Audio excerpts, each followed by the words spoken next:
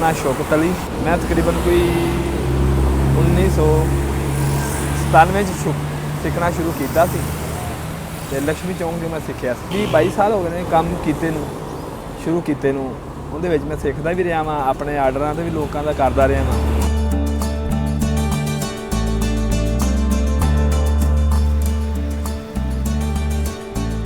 इत्थे जो मैं काम कर रहा हूँ फिर लोग आन के देखते हैं देख के फिर उन्होंने यानी कि कहते हैं कि साडा स्कैच बना दिओ तो फिर वो मैंने व्हाट्सअप कर देंगे ने मैं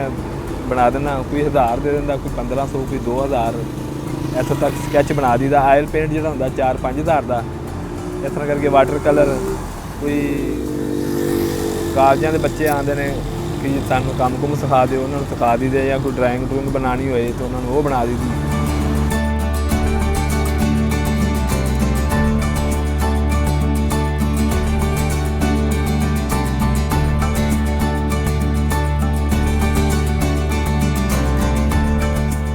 एक तरह पाकिस्तान की बनाई वो भी मेरे को पई हुई है 2-3 मराना दी बनिया ने भी पई यानी कि घर ही मैं रखिया हुई ने मरीम नवाज दियाँ नवाज शरीफ दियाँ कुलसूम नवाज दियाँ वो बनाई थी वो वेख वूख गई ने।